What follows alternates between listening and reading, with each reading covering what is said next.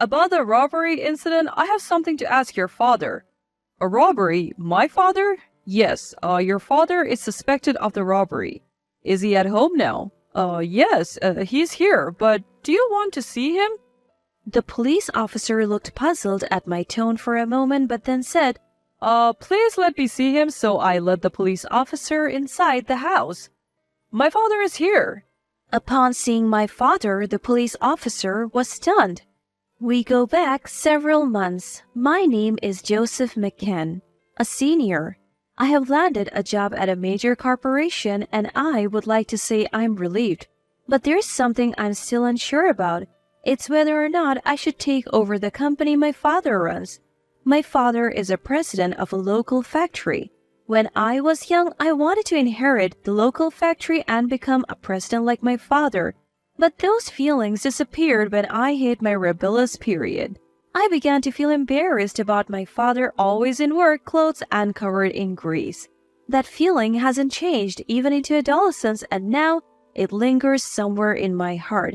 Having grown up and knowing the hardships of work through part-time jobs, I did develop respect for my father who carries the lives of many employees and their families. But I couldn't shake the thought that an office worker in a suit might be cooler.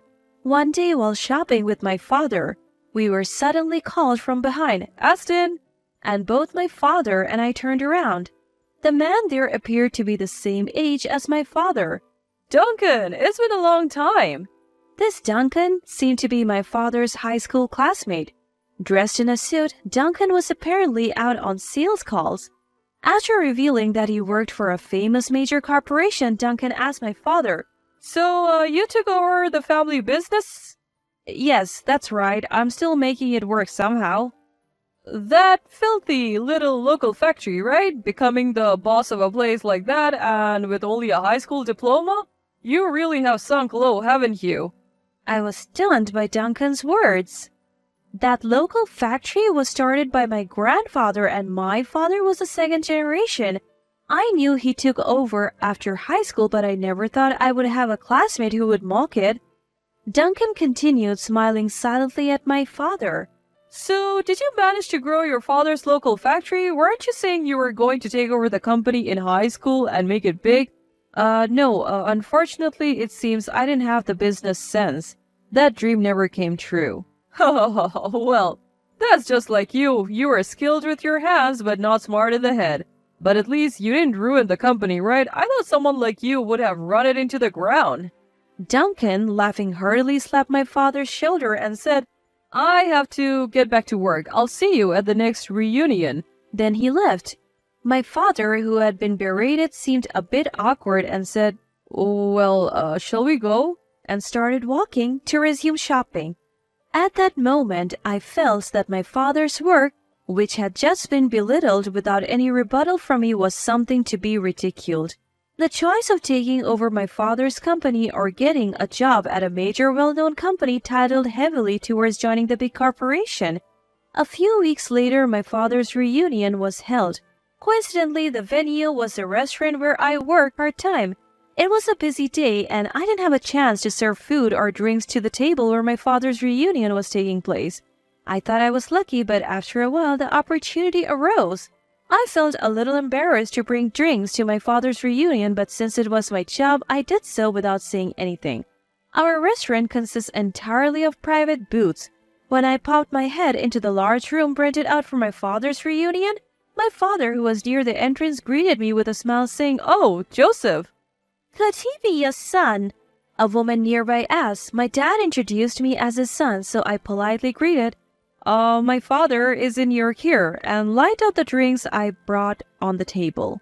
With remarks from Dad's inebriated classmates about how my eyes resembled my father's or how serious I am like him, I awkwardly laughed. Then from a distance, Duncan noticed us and said, We met just the other day. Joseph, was it? Planning to take over Aston's local factory? At Duncan's boozy question, I replied with disgust yet honesty, No, I'm still considering it. And Duncan loudly exclaimed, Don't do it.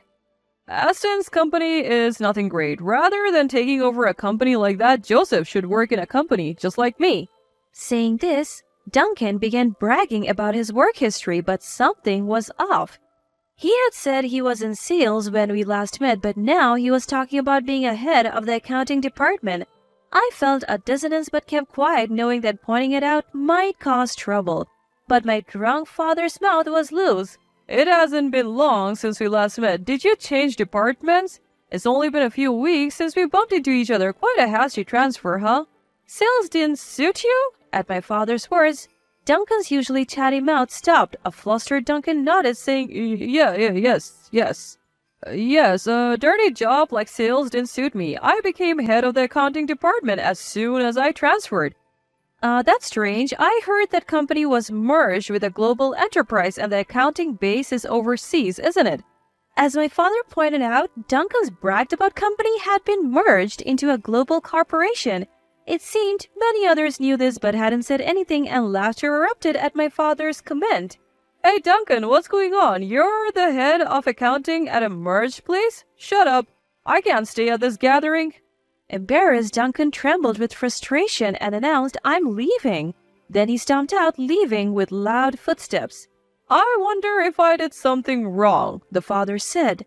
But the people around assured him that it wasn't the case and that Duncan had always been like that. Watching my father being praised for speaking his mind, I felt happy. Even though he was a bit tipsy, my dad had the guts to say what everyone else found hard to put into words. He was quite impressive. Half a year passed from that day. I was still struggling with whether or not to take over my father's company. The uncertainty deepened daily, and honestly, I was so confused that I didn't know what to do. Then one day, while relaxing at home, the doorbell rang. My mother was out, so I answered it. Yes? Hello, you're Mr. McKen, right? The visitor was a police officer in uniform. Startled, I replied in a tense voice, yes? As I began to worry about what might have happened, the police officer said, I have some questions for your father about a robbery. A robbery? My father? Yes, that's right. Your father is suspected of robbery. Is he at home now? Yes, he is here, but do you want to see him? From my tone, the police officer looked puzzled for a moment, but said, please let me see him. Here is my father. What was there was an altar and my father's photograph. I then told the stunned police officer that my father had passed away in traffic accident. I'm sorry for your loss, the police officer said, and I asked him, my father was not a person who would rob anyone. Who is suspecting my father of being a robber? I cannot share that personal information. I truly apologize for today's intrusion. After apologizing repeatedly, the police officer left. Who on earth had accused my father of robbery? I was feeling frustrated, but the answer was soon revealed. A few days later, I was helping out at my father's local factory, taking over the role since he had passed away. My mother has been filling in for my father, but she's already in her 50s, and she had only assisted my father a little in his work. It didn't feel enough to replace my father, so I was the one helping. That's when Duncan barged in. Aston, come out. Return what you stole. The factory was filled with the loud noise of heavy machinery, but Duncan shouted over it with a voice so loud that I was taken aback, and I wasn't the only one. The other workers stopped in surprise, and I spoke to Duncan. My father isn't here. Then, he's home? Call him right here. I've been robbed and I'm in trouble. I could hear a voice from among the workers asking, "Robbed, the boss?" But Duncan crossed his arms and stood firm. He was angrily repeating, "Bring out Aston." So I asked him, "My father is not the kind of person who would rob someone. Are you sure you're not mistaken?" No, it was Aston. Aston must have been jealous of me working for a big company and stole my bag. Luckily, I didn't have my wallet with me, but the fact that he robbed me is unforgivable. The police are useless, so I came here myself. Let me talk to Aston. When did this robbery happen, by the way? It was about 2 weeks ago. The workers began to murmur at Duncan's answer, which he gave after some hesitation. He seemed confused by the commotion. When I asked Duncan, "So it was really 2 weeks ago?" he seemed to lose his temper at my persistence. He started yelling, "What's going on? Why do you keep checking? I told you it was 2 weeks ago. I, an elite, came all the way to this small, greasy local factory. Let me see Aston now." I felt a surge of heat in my chest at Duncan's commotion. It was unbearable to hear Duncan denigrate my father's work and the work of his employees at my father's workplace. But the worst part was trying to pin the crime of robbery on my father.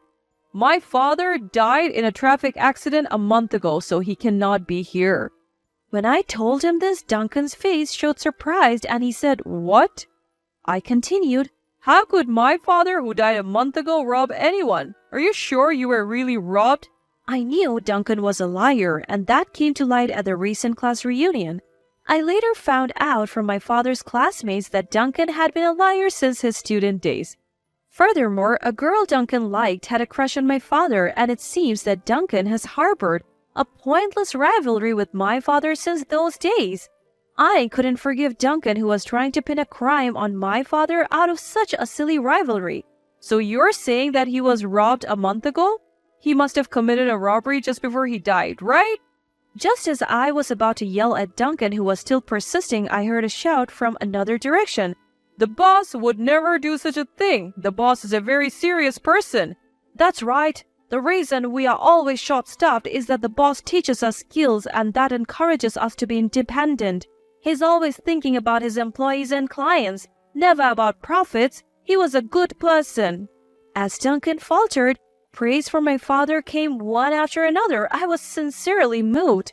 I felt ashamed of myself for ever thinking that my father's work was embarrassing. My father was a boss who was respected by his employees and loved enough to be defended even in this situation. Duncan's eyes filled with tears as voices defending my father rose from the factory. I delivered the final blow. "I will definitely consult the police about you trying to pin a false charge on my father." With that, Duncan let out a cry and ran out of the factory. After that, I went to the police to consult them about my father being framed by Duncan just as I had declared. The evidence was Duncan's statement, which had been recorded on a mobile phone by one of the employees who thoughtfully did it for us. Thanks to one of the employees recording the argument, there was evidence left. The police acted quickly since there was evidence, and Duncan was caught in no time. Duncan's act of framing someone with a false charge became his crime, and he seems to be behind bars for a while. He mocked my father while he was alive and tried to pin a crime of him even after he was gone. I felt a sense of relief, thinking he deserved to suffer. A few days later, a woman claiming to be Duncan's wife came to apologize to my mother and me.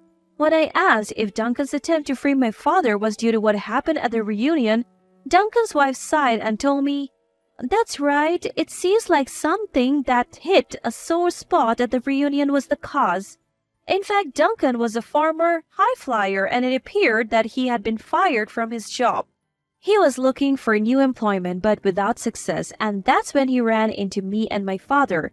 Duncan was fixated on being an elite and told lies, but when he got drunk, he ended up telling inconsistent lies, embarrassing himself. Enraged, Duncan began to resent my father, deciding to frame him. I was utterly dumbfounded by the outrageous reasons for the lies, and it seems Duncan's wife felt the same way. She informed me that she plans to divorce Duncan. Apparently, Duncan has no children, so even if he gets out of jail, there won't be anyone waiting for him. After graduating college, as for what I did, I decided to take over my father's company. I was concerned about the company's management since my father had just passed away. But I could never forget the voices of the employees who defended my father when Duncan framed him with lies. I wanted to become a boss who is loved and respected by the employees, and that incident made me feel that way from the bottom of my heart. I was part of the business school, so I can handle the management part that my father was weak at. But I need the staff to teach me about the technology. The staff say, "We'll teach you anything for the boss's son," and they're always ready to help me. They also share a lot of memories about my father, making me realize his greatness every time. "Dad, you were really an amazing person. I'm ashamed. I didn't realize it while you were alive. I'm truly sorry." I talked to his picture. "I'm covered in oil stains after work. I'm ashamed of myself for thinking this was uncool. These stains were evidence of how hard my father had worked." "I'll work hard to become a boss like you, Dad. I'll make sure to fulfill your dream." I talked to his picture, and it seems like my father is smiling back. I intend to work my hardest to become a boss like my father. I want to fulfill my father's dream of expanding our local factory which has been in our family since my grandfather's time.